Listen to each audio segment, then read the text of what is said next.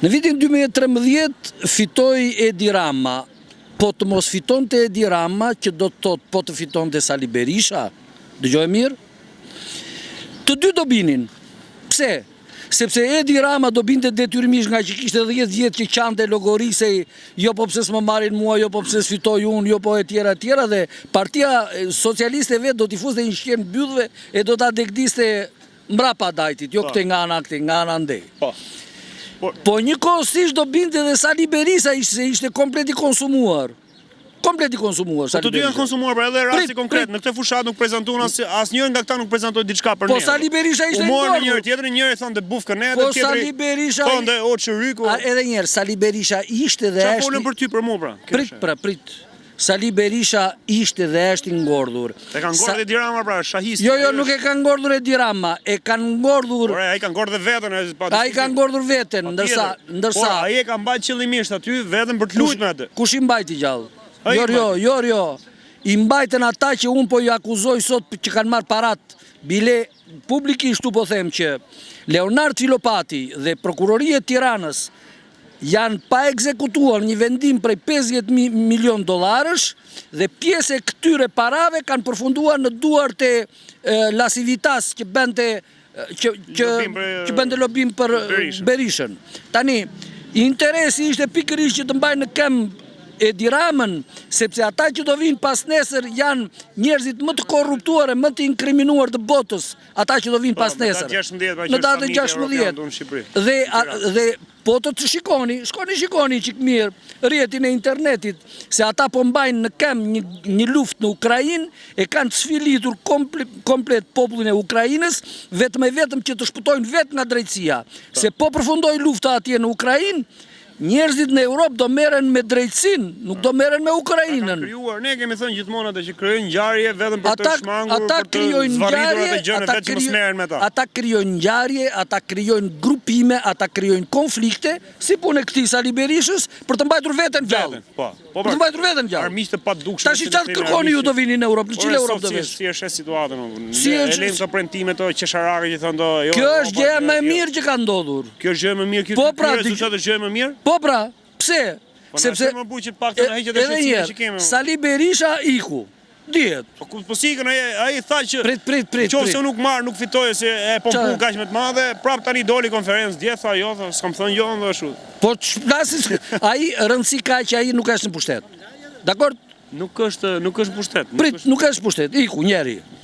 Tjetër, të tërë këto partiçkat e vogla që unë ju kisha thënë të tërve, kokër më kokër, që nga ai Shabani tek Qori e të tjera, ju kanë thënë që nëse nuk marë para atun, ju jeni të humbur, sepse ata, do më thënë Sala me Edin, me parat e mia do korruptojnë gjithë kënd dhe do blejnë votat edhe ju s'keni kur për të fituar asgjë. Dhe me të vërtetë ata s'fituan asgjë.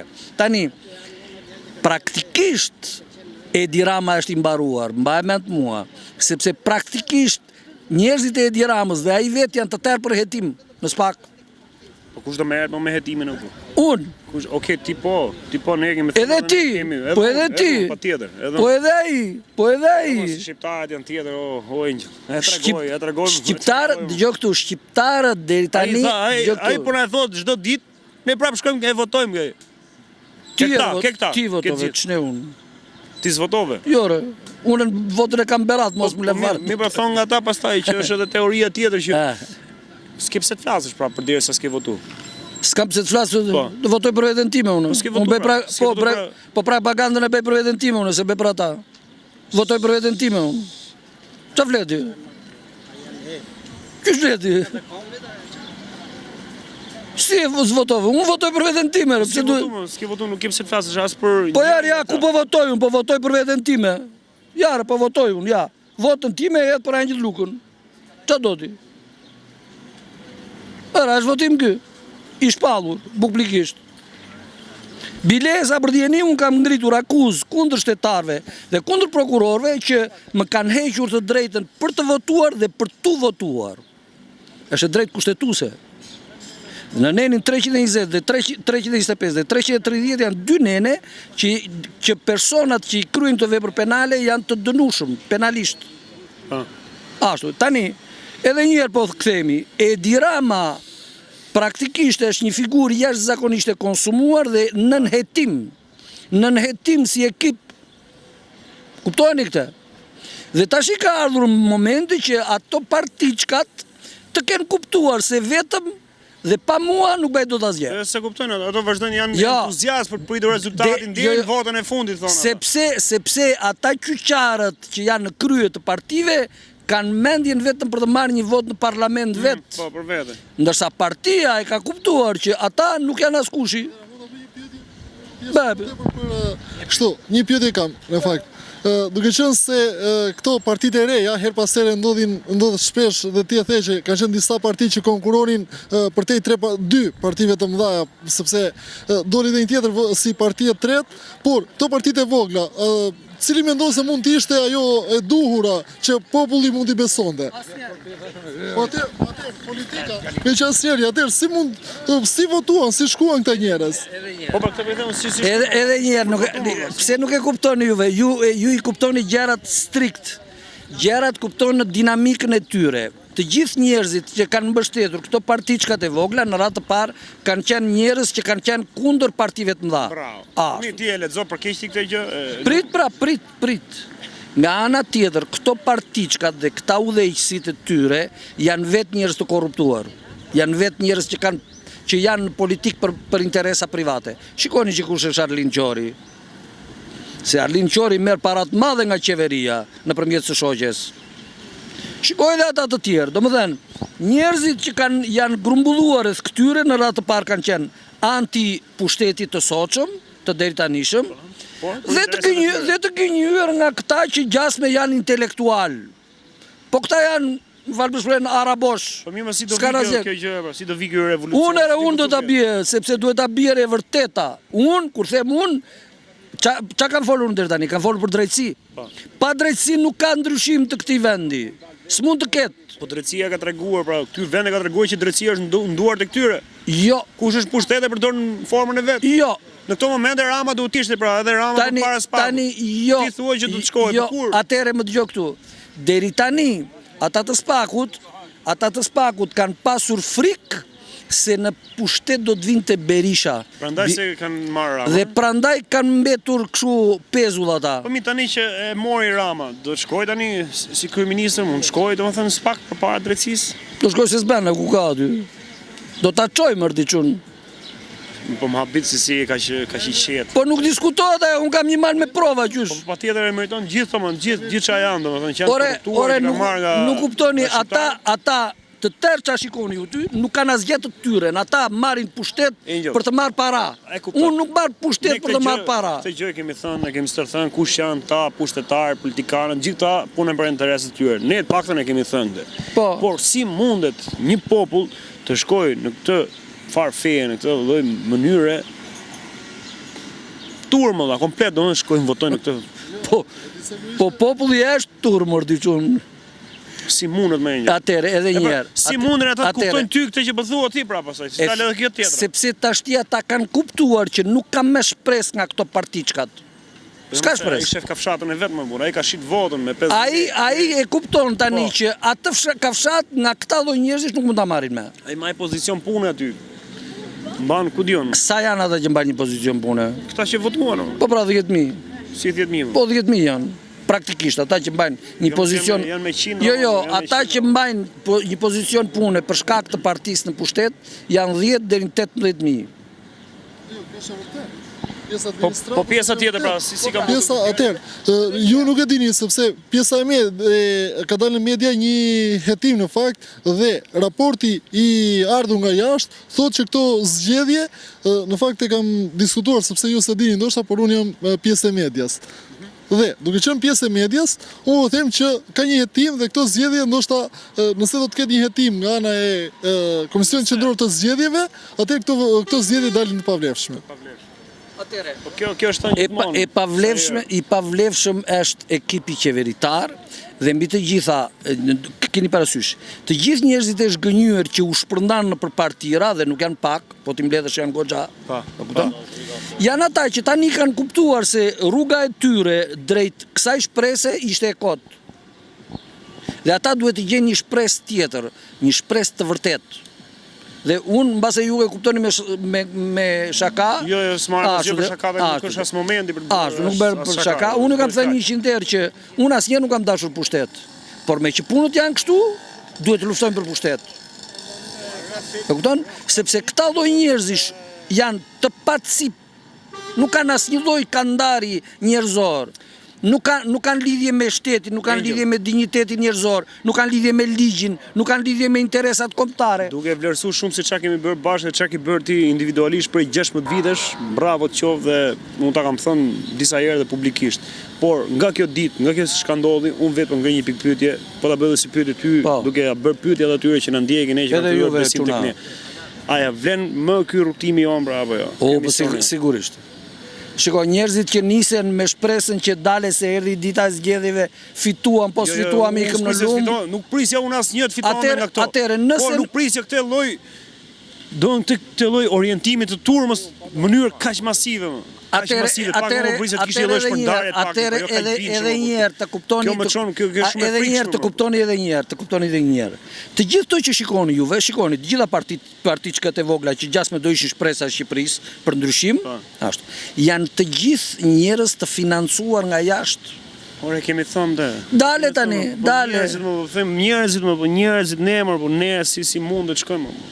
Po si më të shkosh tjere, por ti nuk e kupton ti qa po bejnë ata prandaj duan të më asgjësojnë mua, prandaj duan të më fshin mua. Sepse unë jam i vetëm njeri që s'kam interesa personale në pushtet.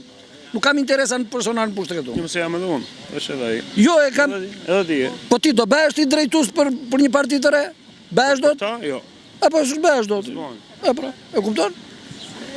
Unë kam, nëse kam numrat, kam edhe fuqin, dhe e kam fuqin si njeri që e njeh shumë mirë pushtetin, që njeh shumë mirë drejtsin, që njeh shumë mirë forcat e rendit, që njeh shumë mirë manipulimin zgjedhor dhe manipulimin politik. A kishe blerë votash se të zgjedhjen? Po ku diskutohet ajo ordi? Ti mos prit që ai të t'japi sot 50.000 lekë. Ai ju premton të tërve dhe disave prej tyre... Disa figura, do më thënë se aty për 3-4 emrash kanë fituar edhe Partia Socialiste. Blen Gonxhaj, Erion Braçe, Fatmir Xhafa që gjithmonë ka qenë to. Erion Braçe. Prit. Ju gazetarët? Po. Po prej këtyre ka fituar për Partia Socialiste.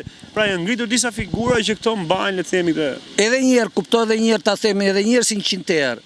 Ka një praktik pune kriminale që ngrihen në pushtet, ngrihen në vlerësim pikërisht ata njerëz që rrezikojnë më shumë. Fatmir Xhafa është më i rrezikuar nga drejtësia. Ashtu. Po mos haro edhe Erion Braçe është shumë herë më i rrezikuar si sa të tjerët. Ashtu s'po ta them. Prit. Dhe ata këtë sa figurat të tjera shumë mos harrojmë. E ke zotin... Po flas me gjëra që kanë bërë kërcim penal.